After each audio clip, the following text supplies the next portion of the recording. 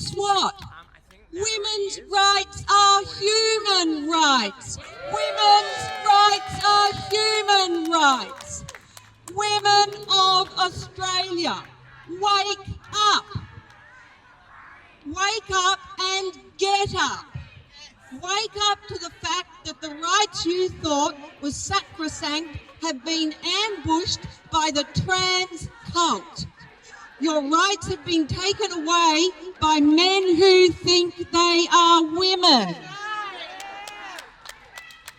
Your right to be called a woman, your right to say breastfeeding, your right to safe places like bathrooms, toilets and change rooms, your right to safe domestic violence refuges, your right to female-only discussion groups, your right to female-only prisons, your right and your daughter's right to play sport fairly and safely have all been taken away thanks to the anti-discrimination laws based on gender rather than sex. Boys in our schools have been given the right to use girls' toilets. No girl, let alone a girl going through puberty, wants boys making them feel uncomfortable and unsafe in their toilet. But the boy has all the rights. And the girls have been told, if you're uncomfortable, go and use the disabled toilet. These actions discriminate against girls and the disabled, all in favour of a boy who feels like a girl. We don't care about their feelings. So yeah, thanks very much, Julia Gillard and Shannon Fentiman. You managed to destroy everything women had succeeded in gaining by the sweep of a pen. Women, wake up and get up and demand your rights as women back. At one of these meetings earlier in the year, a woman passing by stopped to listen. When the issue of biological men competing in women's sport was raised, she asked quite seriously, can't trans participate fairly in women's sport? The answer, quite simply, is no. However, there's nothing simple about the issue today in 2025 because the majority of sporting bodies in Australia allow biological males to participate in women's and girls' categories. These sporting bodies have bowed to the noisy trans activists, like the crowd over there today, heckling, demanding it as their human right to play in the female category.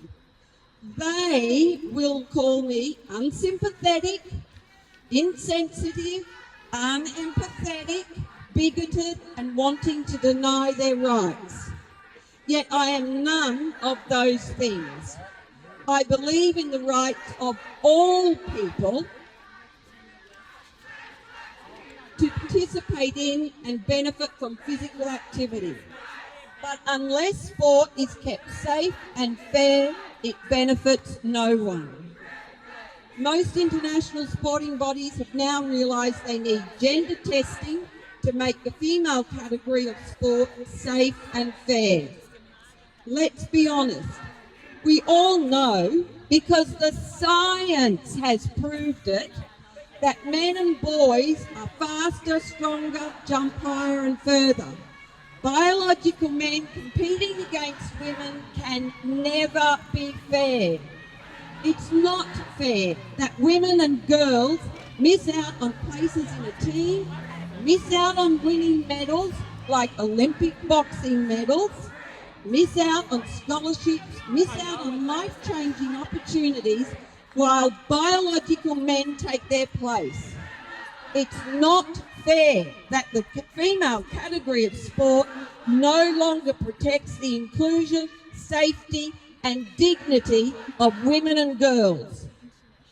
The crowd over there will state that differences between men and women can be decreased by hormone treatment and suppressing testosterone. They are wrong.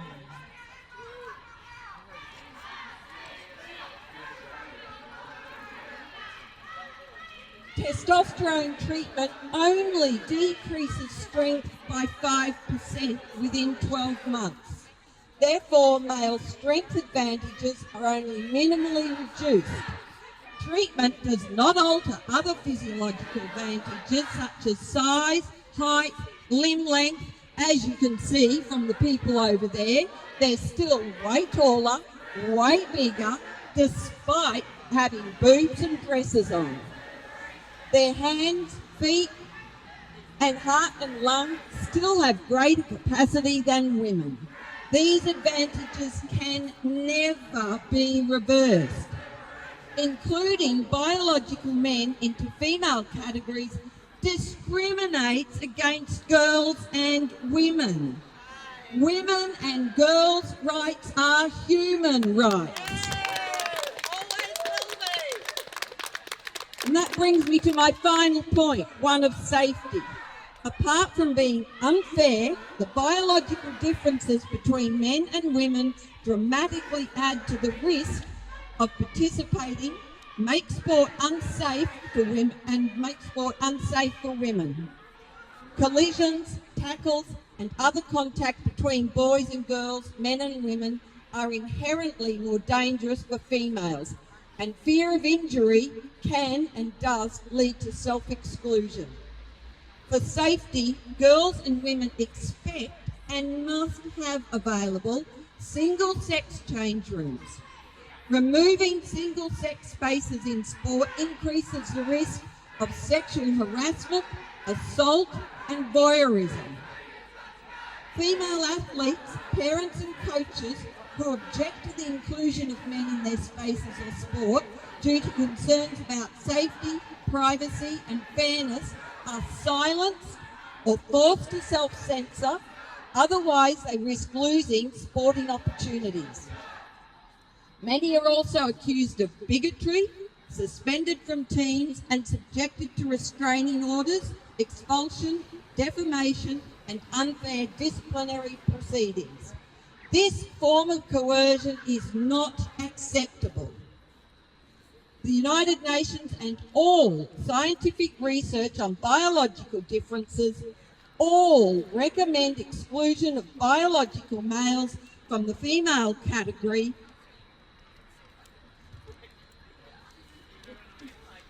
to ensure fairness and safety, and the inclusion of an open category to ensure the ability of all, i.e. trans, to be able to participate in sport. In conclusion, it is not acceptable to erase females and women in law. Eradicating an authentic female category is to the detriment of society. We must not